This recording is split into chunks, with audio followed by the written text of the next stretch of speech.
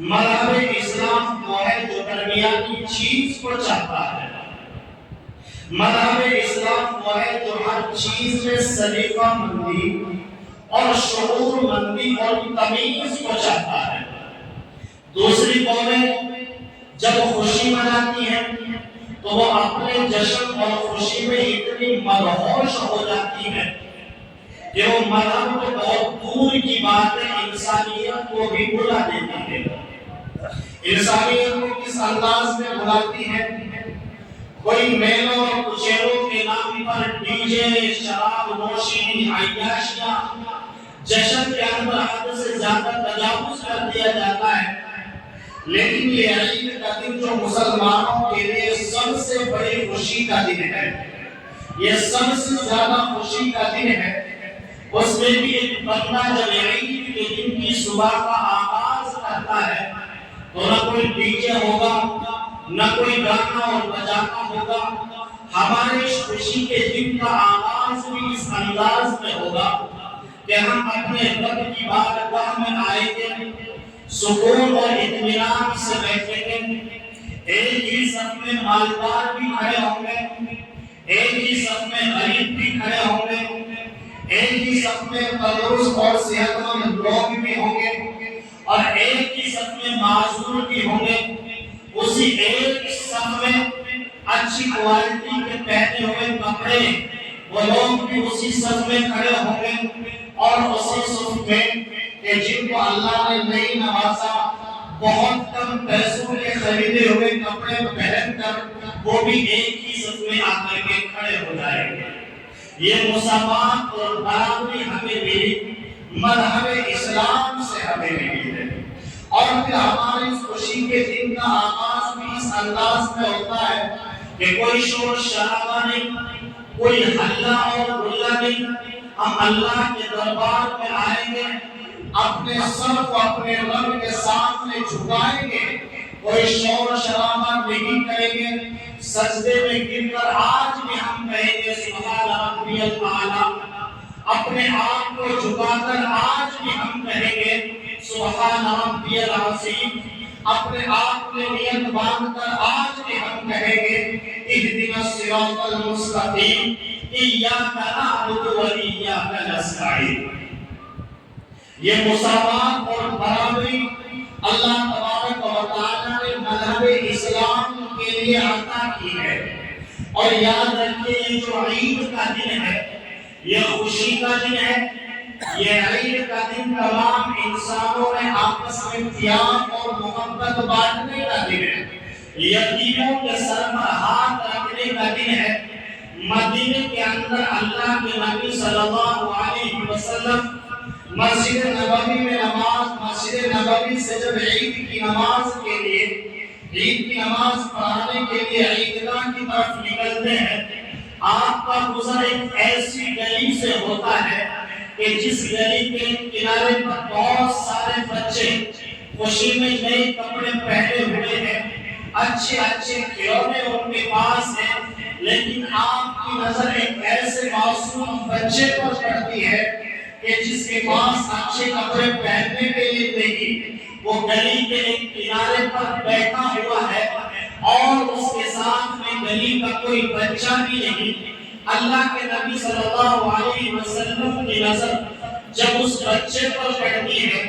آپ اس کے قریب جاتے ہیں، اس کو اپنے پاس بلاتے ہیں اور کہتے ہیں کہ گلی کے سارے بچے اچھے کپڑے پہن کر کھیل رہے ہیں، تم ان گلی کے بچوں کے ساتھ کیوں نہیں کھیل رہے ہیں؟ اس بچے نے جواب دیا کہ محمد، آج میرے سر کے اوپر میرے باپ کا سایہ نہیں، میں مدینے کی گلیوں میں رہنے والا ایک یتیم بچہ ہوں، ان سب کے باپ کا سایہ ان کے اوپر ہے،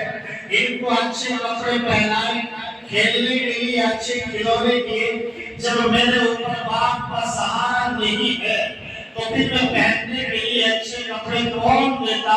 مجھے کھیلنے کے لیے اچھے کھلونے کون دیتا؟ اللہ کے نبی صلی اللہ علیہ وسلم نے اس بچے کو اپنی گود میں اٹھایا اور سینے سے لگایا۔ آپ مسجد میں نماز پڑھانے کے لیے جا رہے تھے، وہاں سے واپس ہوئے، اما عائشہ کے پاس جاتے ہیں اور کہتے ہیں کہ اے بچے تجھے گھبرانے کی ضرورت نہیں ہے، آج سے تیرا باپ محمد ہے اور تیری ماں یہ ساری امتیوں کی ماں عائشہ، آج سے یہ تیری ماں ہے۔ تو یہ درس ہمیں کس نے دیا؟ اللہ کے نبی صلی اللہ علیہ وسلم نے یہ درس ہمیں دیا۔ تو یہ عید کا پیغام، عید کا دن جب آتا ہے تو ہمارے لیے خوشیوں کے ساتھ یہ پیغام بھی لے کر کے آتا، جیسا کہ ہم نے رمضان میں دیکھا، رمضان میں ہم نے صبر کیا، رمضان میں ہم نے ایک دوسرے کا خیال کیا، رمضان میں ہم نے ایک دوسرے کی ضرورتوں کو سمجھا۔ اللہ تبارک و تعالیٰ نے جہاں جہاں بھی اپنی عبادت کا ذکر کیا، وہی اللہ تبارک و تعالیٰ نے زکوٰۃ کا حکم دیا۔ اور یاد رکھیے جب انسان نماز پڑھتا ہے تو اس کا تعلق اللہ تبارک و تعالیٰ سے جڑتا ہے، لیکن جب ایک انسان زکوٰۃ دیتا ہے تو اس کا تعلق انسانوں سے آپس میں گہرا اور مضبوط ہو جاتا ہے۔ تو اللہ تبارک و تعالیٰ بالکل اسی طرح کہ جس طرح سے میرے بندے مجھ سے اپنا تعلق مضبوط کرنا چاہتے ہیں، میں یہ چاہتا ہوں کہ یہ بندے آپس میں ایک دوسرے کے ساتھ بھی اپنا تعلق مضبوط کر کے رکھیں۔ یہ پیغام کس نے دیا؟ یہ پیغام اتفاق کا اور اتحاد کا قرآن کریم میں اللہ تبارک و تعالیٰ نے دیا۔ احادیث مبارکہ میں نبی اکرم صلی اللہ علیہ وسلم نے ہمیں عطا کیا۔ آج جو دنیا کا ماحول اور دنیا میں آج جو مسلمان سب سے زیادہ پریشانی کے عالم میں ہے، اس کی وجہ یہی ہے آج جو اللہ کی نصرت اور مدد ہمارے اوپر نہیں آتی، اگر ہم غور کریں تو ہمیں پتہ چلتا ہے کہ اللہ کے نبی صلی اللہ علیہ وسلم نے فرمایا ید اللہ علی الجماعت، کہ اللہ تبارک و تعالیٰ کی نصرت اور اللہ تبارک و تعالیٰ کی مدد جو ہے وہ جماعت کے ساتھ ہے، اتفاق کے ساتھ ہے، اتحاد کے ساتھ ہے۔ لیکن جب ہم فرقوں میں، خاندانوں میں اور قبیلوں میں لگ جائیں گے، یاد رکھیے کہ اللہ کی مدد بھی ہمارے ساتھ نہیں ہے۔ اس لیے کہ کس نے فرمایا؟ نبی اکرم شفیع اعظم، نبی آخر الزمان، آمنہ کے لال اور مدینے کے در یتیم جناب محمد رسول اللہ صلی اللہ علیہ وسلم نے فرمایا، یاد رکھیے اس چیز کو ہم نے تو بس پشت ڈال دیا، دوسری قوموں نے اس کنسپٹ کو اور اس چیز کو، اللہ کے نبی کی اس پیغام کو اپنایا، اور آج آپ کو دیکھیے کہ دوسری قوم دنیا کے اندر بڑی مضبوط قوم نظر آ رہی ہے۔ میں آپ کو ذرا بتاتا چلوں، ابھی 6 مہینوں میں جو فلسطین اور اسرائیل کا حال ہے، ابھی 6 مہینوں میں جو فلسطین اور اسرائیل کا حال ہے، ابھی آپ سوشل میڈیا استعمال کرنے والے لوگ تقریباً سبھی حضرات سوشل میڈیا کا استعمال کرتے ہوں گے۔ آپ نے پوسٹ ابھی ہفتے 10 دن سے بڑی تیزی کے ساتھ وائرل ہو رہی ہے کہ امریکہ سے کچھ بچڑے جو لال رنگ کے تھے وہ اسرائیل نے فلسطین میں بلا لیے ہیں۔ بعض لوگوں نے اپنا نظریہ یہ بیان کیا کہ قیامت کی نشانی ہے، قیامت کی علامت ہے۔ بعض لوگوں نے فرمایا کہ اب یہ جو 5 بچڑے جو وہاں گئے ہیں، اب ان کی قربانی دے کر وہ بیت المقدس کو نعوذ باللہ اس کو شہید کر کے وہاں اپنا ٹیمپل بنا دیں گے، جس کو ہیکل سلیمانی کہا جاتا ہے۔ یاد رکھیے یہ قرآن و حدیث میں یہ چیز نہیں ہے، لیکن اس کے پیچھے ایک بہت بڑی چال ہے، اور بہت بڑی چال کیا ہے؟ بہت بڑی چال یہ ہے، اس لیے کہ بیت المقدس کو شہید کرنا یہ میں بڑے پورے دل سے کہہ رہا ہوں، ہم نہیں چاہتے، ساری دنیا کا مسلمان کوئی نہیں چاہتا کہ بیت المقدس کی ایک اینٹ بھی ادھر سے ادھر ہو جائے، لیکن بڑے پورے دل سے یہ کہنا پڑتا ہے کہ اگر آج بیت المقدس کو شہید کر دیا جائے تو دنیا میں ان کا کوئی بال پیدا کرنے والا نہیں ہے۔ یہ نہیں ہے، ہم لوگ سمجھتے ہیں کہ جن دن بیت المقدس کو شہید کر دیا جائے گا عالم اسلام کے حکمران کھڑے ہوئے اور بہت بڑی جنگ ہو جائے گی، یہ بھی کسی قیمت نہیں ہونے والی، اس لیے نہیں ہونے والی۔ ذرا آپ سوچو تو صحیح کہ جس سوئی ہوئی قوم کو ان 6 مہینوں میں 40,000 لوگ شہید ہو چکے ہو، ان کا خون بہا دیا گیا ہو، اور یہ سوئی ہوئی قوم جب بیدار نہ ہوئی تو پھر اس بیت المقدس کی دیوار کے گر جانے سے کہاں بیدار ہو سکتی؟ ذرا سوچو، آئے بھی ہم دیکھتے ہیں وہ چھوٹے چھوٹے معصوم بچوں کی سیسیاں اور ان کی چیخیں جب ہمیں بیدار اور جگا نہ سکی تو پھر بیت المقدس کے ٹوٹتے ہوئے پتھر ہمیں کیسے بیدار کر سکتے ہیں؟ لیکن یاد رکھیے وہ اس بچڑے سے بیت المقدس کو نہیں بلکہ اپنے آپ کو مضبوط اور متفق کرنا چاہتے ہیں۔ مضبوط اور متفق کرنا کس انداز میں چاہتے ہیں؟ وہ اس انداز میں چاہتے ہیں، اسرائیل یہ چاہتا ہے کہ ہم بھی اپنی ایک ریاست قائم کریں، ہم بھی اپنی ایک ریاست قائم کریں۔ ساری دنیا میں بسنے والے یہودی وہ فلسطین کے اندر آنے کے بجائے وہ بالکل متحد ہونا چاہتا ہے، اور وہ 85% میں اپنے اس پلان میں کامیاب بھی ہو چکے ہیں۔ اب 15% اسرائیل جو یہودی وہ لوگ ہیں جو لبرل لوگ ہیں، جو آزاد خیال کے لوگ ہیں، جو ابھی امریکہ میں بسے ہوئے ہیں، تو وہاں کے علماء نے اس بات پر اتفاق کر لیا۔ اور یاد رکھیے ایک بات اور، یہودی قوم وہ ہے کہ اگر ان کے مذہبی رہنما نے کسی چیز کو حلال کہہ دیا تو ساری دنیا کے یہودی اس کو حلال کہیں گے، کسی کا اختلاف نہیں ہو سکتا۔ لیکن یہ مسلم قوم ایسی مسلم قوم ہو چکی ہے، ایسی مسلم قوم ہو چکی ہے۔ ذرا سوچئے تو صحیح، جب ہم نماز کے لیے آتے ہیں 2 رکعت نماز پڑھنے میں بھی ہم متفق نہیں ہو سکتے، اور ہم متفق ہوئے نہیں ہوئے۔ ہم تو موٹے کے خون کے حلال، کوئی حلال کہتا ہے، کوئی حرام کہتا ہے۔ تو یہود ہمارے یہاں قرآن کریم کی تقریباً 6,500 آیتیں، ٹوٹل اگر اس کے کاؤنٹنگ کی جائے تو 6,666 آیتیں ہیں۔ ہم تو 6,666 آیتوں میں بھی سارے مسلمان متفق نہ ہو سکے۔ ذرا سوچو ہم ہوئے کیا نہیں ہوئے؟ اور یہودیوں کی جو مذہبی کتاب ہے، جس طرح سے ہمارے 6,500 آیتیں ہیں، ان کے مذہبی کتاب کے 1,47,000 آیتیں ہیں، اور وہ 1,47,000 آیتوں میں سارے یہودی بالکل متفق ہیں۔ تو اب انہوں نے اعلان کر دیا کہ ہر مرنے والا انسان جو مردہ ہوتا ہے وہ ناپاک ہوتا ہے۔ جب مردہ ناپاک اور جس نے مردے کو ہاتھ لگایا وہ ناپاک، اور پھر میں نے اگر مردے کو ہاتھ لگایا، کسی دوسرے آدمی نے آ کر مجھ سے ہاتھ ملایا، تو پھر وہ تیسرا آدمی بھی ناپاک ہو جاتا ہے۔ اب وہ چاہتے کیا ہے؟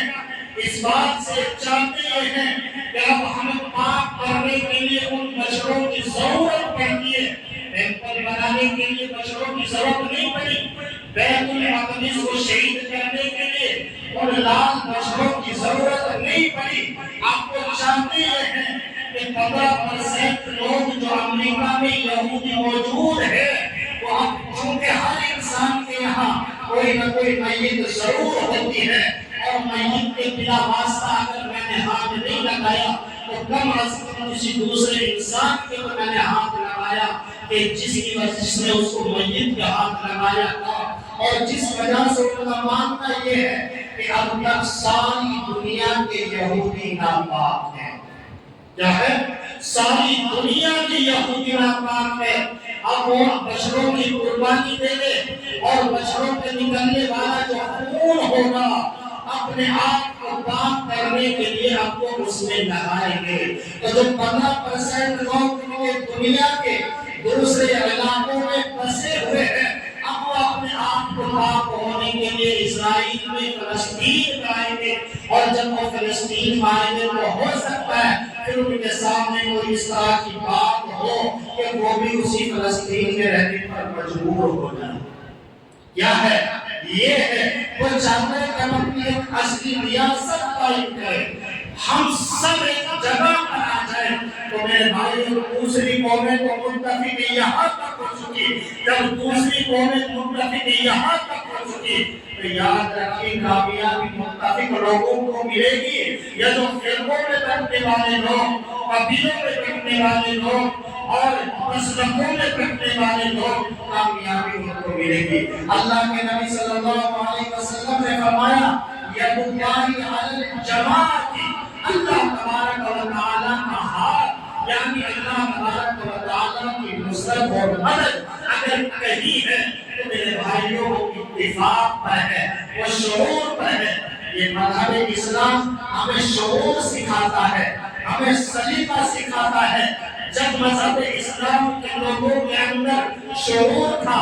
سلیقہ تھا, ایک دوسرے کی ہمدردی تھی, جب اگر مجھے کانٹا چبھا تو اس کانٹے کا احساس میرے دوسرے بھائی کو ہوا, جب تک یہ احساس مسلمانوں کے دلوں میں تھا تو پھر مسلمانوں نے ساری دنیا میں حکومتیں کی ہیں, مسلمانوں نے فتح کیا ہے علاقوں کو. لیکن آج مسلمانوں کا ضمیر ختم ہو چکا, احساس کرنا بند کر دیا. اگر اس کی جان جا رہی ہے تو جانے دو, ہمیں کوئی مطلب نہیں ہے. وہ کون ہے, ٹھیک ہے, وہ کلمہ پڑھنے والا ہے, ہوگا, اس کا ایمان اس کے ساتھ, اس کا عمل اس کے ساتھ, میرا ایمان میرا عمل میرے ساتھ. اب ہمارے اندر یہ احساس ہو چکا. لیکن جب دور وہ تھا کہ جس وقت مسلمان کامیاب تھے,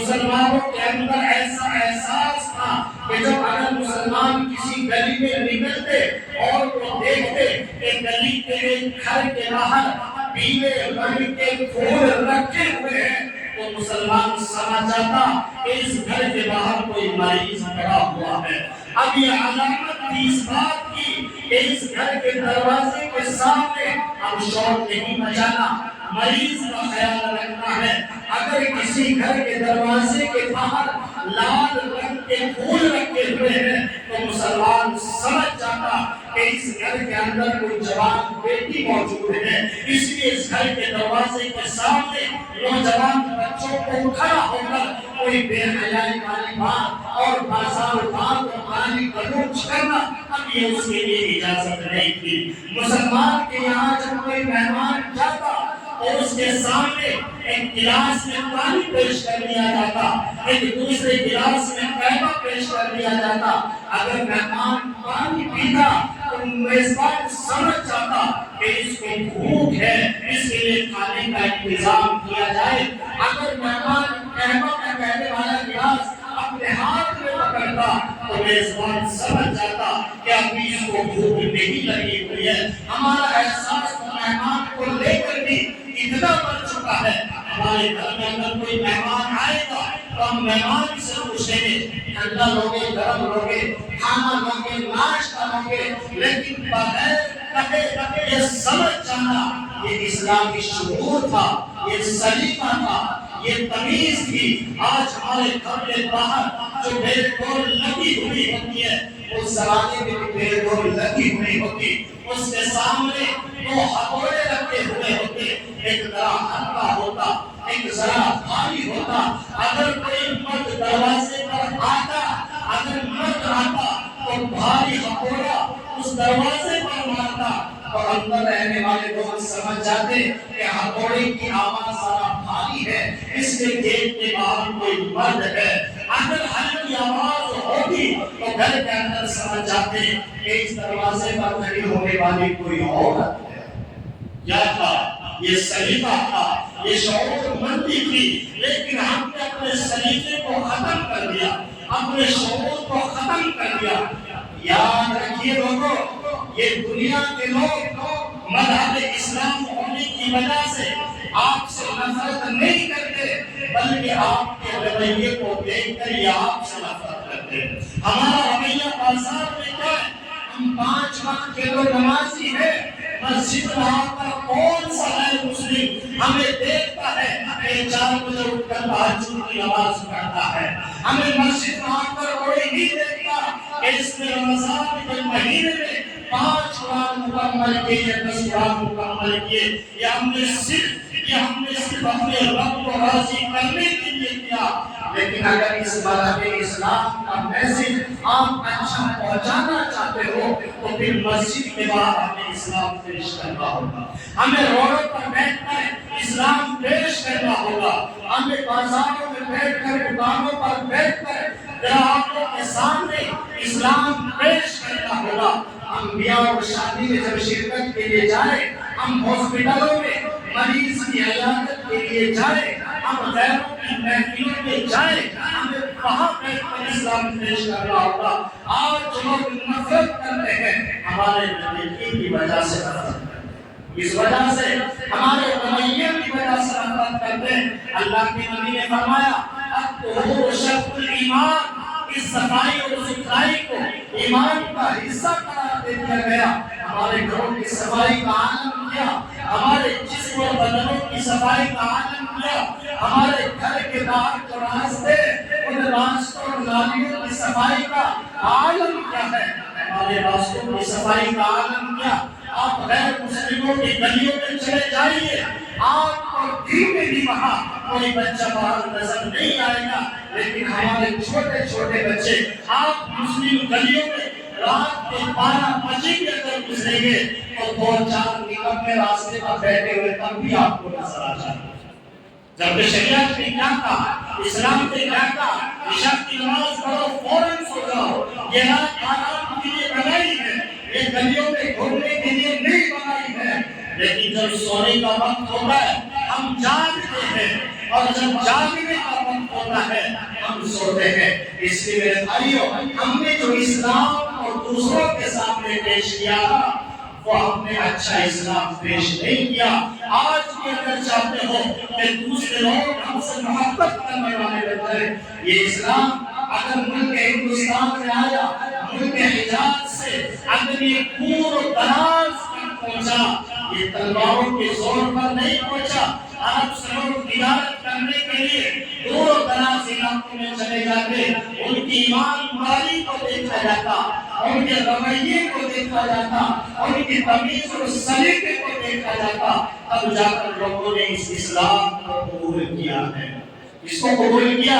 اسلام کو قبول کیا۔ میرے بھائیوں، یہ اسلام محبت کا درس دیتا ہے، امن کا پیغام دیتا ہے، ایک دوسرے کی ہمدردی کا پیغام دیتا ہے۔ یہ اسلام کو یہاں تک کہتا ہے اگر کوئی تمہاری حفاظت کرنے والا، تمہاری سیفٹی میں کھڑے ہونے والا بھی ہے، تمہاری سیفٹی میں کھڑا ہونے والا بھی ہے، آپ اس کا مذہب مت دیکھو، آپ دیکھو کہ ہمارے کام آ رہا ہے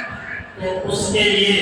اچھائی کا انتظام کرنا یہ آپ کا پیشہ ہے، یہ آپ کا کام ہے۔ یاد رکھیے، میں آپ کو ایک پیغام اور دیتا ہوں، آج کل مسلمانوں کو سب سے زیادہ شکایت ہے وہ پرشاسن سے کوئی شکایت نہیں، لیکن پرشاسن کی بھی اپنی ایک مجبوری ہوتی ہے، پرشاسن کا بھی نظام چلانے کے لیے سختی کرنا اور ان کی بھی اپنی ایک مجبوری ہوتی ہے، لیکن بھیڑ بھاڑ کا ماحول ہو، عید بقرعید کی نماز ہو یا کوئی اور پروگرام ہو، پرشاسن کی طرف سے کچھ کانسٹیبل یا پولیس والے ہماری سیفٹی کے لیے، ہماری حفاظت کے لیے عیدگاہ کے دروازوں پر آتے ہیں، مسجدوں کے باہر کھڑے ہو جاتے ہیں، تو ہمارا حق یہ بنتا ہے جب وہ ہمارے در پہ آئے ہیں، ہم ان کے لیے اگر گرمی ہے اور ان کے لیے سائے کا انتظام کر کے ان کو بیٹھنے کا انتظام کیا جائے، اور ان کے لیے چائے پانی کا انتظام کیا جائے، عید کی نماز سے فارغ ہو کر ان کو بھی عید کی مبارک دی جائے۔ جس طرح سے بھی ہم سے ہو سکتا ہے ہم ان سے نفرت نہیں کریں گے، یہ ہماری سیفٹی کے لیے آئے ہیں، ہماری حفاظت کے لیے آئے ہیں، ہمارا حق بنتا ہے کہ ان سے مصافحہ کریں، ان کو عید کی مبارکباد دیں، ہمارا حق بنتا ہے کہ ہم ان کو گلے سے لگائے، محبت کا پیغام ہم ان تک پہنچائیں۔ تو پھر یہ جو شکایت ایک دوسرے کی ہے، شاید اس محبت کی وجہ سے یہ نفرتیں ہمیں ایک دوسرے سے ختم ہو جائے۔ تو میرے بھائیوں، یہ محبت کا پیغام اور یہ نفرت کا خاتمہ ہمیں کس نے دیا؟ یہ مذہب اسلام نے لیا کہ آج عید کا دن ہے، دنیا بھر کے مسلمان عید کے دن خوشیوں کو تقسیم کرتے ہیں۔ یاد رکھیے یہ خوشی صرف اپنے آپ تک محدود مت رکھیے، صرف اپنی فیملی تک محدود مت رکھیے، بلکہ اس خوشی کے دن میں ان تمام خوشیوں کو غریبوں تک بھی بانٹیے، یتیموں تک بھی بانٹیے، محتاجوں تک بھی بانٹیے، ضرورت مندوں تک بھی بانٹیے، اور اپنے پڑوس میں رہنے والے لوگوں تک بھی بانٹیے، چاہے وہ مسلم ہو یا وہ غیر مسلم ہو، تو ان تمام چیزوں کا خیال رکھیں گے۔ آخر میں آپ تمام حضرات کو ایک پیغام اور دینا چاہتا ہوں، وہ پیغام یہ ہے کہ عید کا دن ہے، بڑی خوشی کا دن ہے۔ ملک ہندوستان یہ جمہوری ملک ہے، ملک ہندوستان یہ جمہوری ملک ہے، اور یہاں ہر رہنے والے ناگرک کو، ہر رہنے والے انسان کو، چاہے وہ کسی بھی مذہب سے تعلق رکھتا ہو، ووٹ کا ادھیکار سب کو ہے۔ لیکن یاد رکھیے مسلمان اس چیز میں بہت غفلت برتتے ہیں، لیکن ابھی 2019 کے بعد جب سے لوگوں میں جاگرکتا پیدا ہوئی اور یہاں تک جاگرکتا پیدا ہوئی کہ خود دارالعلوم دیوبند نے الیکشن کے موقع پر اپنے پڑھانے والے اساتذہ کو دیہاتوں میں نکال دیا کہ لوگوں کو بتاؤ کہ ووٹر لسٹ میں اگر تمہارا نام نہیں ہے تو اپنے نام کا رجسٹریشن کرا دیجیے۔ تو اس سال جو لوک سبھا کا الیکشن ہونے والا تقریباً ملک بھر کے اندر جو 130 کروڑ کی آبادی والا ملک ہے، اس سال جو لوک سبھا کے الیکشن میں ووٹر لسٹ میں جو نام ہے وہ 97 کروڑ لوگوں کے رجسٹریشن ہوئے ہیں۔ 2019 میں 91 کروڑ لوگوں کے رجسٹریشن تھے، جن میں سے 6 لاکھ سے زیادہ لوگوں کے رجسٹریشن اب لوک سبھا کے اس الیکشن میں ہوئے۔ تو یاد رکھیے یہ ہمارے لیے بڑا ادھیکار ہے، اور یاد رکھیے یہ ووٹ کا ڈالنا شریعت اعتبار سے بھی ہمارا حق اور فریضہ بنتا ہے، اس لیے کہ ووٹ کو ڈالتے ہیں ہم۔ اگر ہم نے کسی اچھے آدمی کے حق میں ووٹ ڈالی تو پھر یاد رکھیے کہ ہم نے اس کے لیے اچھے آدمی کی گواہی دی، اور گواہی دینا کیا ہے؟ یہ ہمارا حق بنتا ہے، گواہی دینا یہ فرض بنتا ہے، اور ظالم کے خلاف اپنی آواز کو اٹھانا یہ بھی کیا بنتا ہے؟ یہ بھی حق بنتا ہے۔ اسی طرح سے ظالم کے خلاف، ناحق کے خلاف، جو ملک ہندوستان کو نقصان پہنچانے والا، سنویدھان کو نقصان پہنچانے والا، چاہے وہ کوئی بھی ہو، اگر ملک کے خلاف کسی کا ایجنڈا ہے اس کے خلاف ووٹ ڈالنا یہ بھی ہمارا حق اور فریضہ بنتا ہے۔ اس لیے جاگرک ہو جائیے اور وہ ذمہ دار لوگ، اس لیے کہ ہر محلے کی اپنی ایک کمیٹی ہے، ہر محلے کی اپنی ایک تنظیم ہے، ان ذمہ داروں کو اٹھنا چاہیے، بیدار ہونا چاہیے۔ بہت رمضان کے مہینے میں تمام تنظیموں نے اور کمیٹیوں نے روزہ افطار بھی کرا دیا، بہت سارے کام کرا دیے، لیکن اپنے ملک کے آئین کو بچانے کے لیے اور اپنے لوگوں میں کو بیدار کرنے کے لیے سیاسی اعتبار سے جو ہمارے نمائندے ہیں وہ بھی، اور سماجی طور سے جو لوگ سماج کی خدمت میں لگے ہوئے ہیں وہ بھی، یہ جو 7-8 دن کا وقت ہمیں ملے گا ان لوگوں کو بیدار کریے کہ جن لوگوں کا نام ووٹر لسٹ میں نہیں ہے وہ ووٹر لسٹ میں اپنے نام کی رجسٹریشن کرائیے، اور صرف رجسٹریشن ہی نہیں، جہاں تک بھی ممکن ہو سکتا ہو 100 کے 100% ووٹ ڈالنے کا کام کریں گے نا، 100 کے 100% ووٹ ڈالنے کا کام کریں گے۔ آپ سب سمجھدار لوگ ہیں، اللہ تبارک و تعالیٰ آپ تمام لوگوں کو دین کی سمجھ بھی عطا فرمائے، دنیا کی سمجھ بھی عطا فرمائے، سیاست کی سمجھ بھی عطا فرمائے۔ یہ سیاست دین سے الگ نہیں ہے۔ اسی بات کو کہتے ہوئے مجھے ایک بات یاد آئی، حضرت مولانا ابو الحسن علی میاں ندوی رحمۃ اللہ علیہ کی ایک بات یاد آئی، جس وقت یہ ملک آزاد ہوا اور آزادی کے بعد لوگوں کو اس ملک کی باغڈور دے دی گئی، اور ہمارے علماء اپنے خانقاہوں میں، مسجدوں میں اور مدرسوں کا رخ کر لیا، سیاست سے اپنے آپ کو علیحدہ کر لیا۔ مولانا ابوالحسن علی میاں ندوی رحمۃ اللہ علیہ نے اس وقت میں بڑا پیارا جملہ کہا تھا اور کہا تھا کہ اے مجاہدین آزادی، تم نے اس ملک کو خون دے کر آزاد چھوڑ دیا، آزاد تو کر دیا، لیکن تم نے آزاد چھوڑ دیا۔ یاد رکھیے اگر تم نے اپنا تعلق سیاست سے توڑ دیا تو جن خانقاہوں اور مسجدوں میں بیٹھ کر آپ تہجد کی نماز پڑھتے ہو، یاد رکھیے کہ وہ دن دور نہیں ہے۔ اگر تم نے سیاست سے اپنے تعلق کو توڑ دیا، تمہارے لیے تہجد کی نماز پڑھنا، مسجدوں میں قرآن کریم کی تلاوت کرنا اور خانقاہوں میں اللہ کی ضربیں لگانا، تمہارے لیے تمام چیزیں فرض ہو جائیں۔ بہت پیارا جملہ تھا۔ اس لیے سیاسی شعور بھی پیدا کرو اپنے اندر، سیاسی بیداری بھی اپنے اندر پیدا کرو، لیکن سیاسی اچھی سیاست ہو، اچھی سیاست ہو، شریعت نافذ ہو۔ اللہ تبارک و تعالی ہمیں ہر طرح کی سمجھ و سوجھ عطا فرمائے۔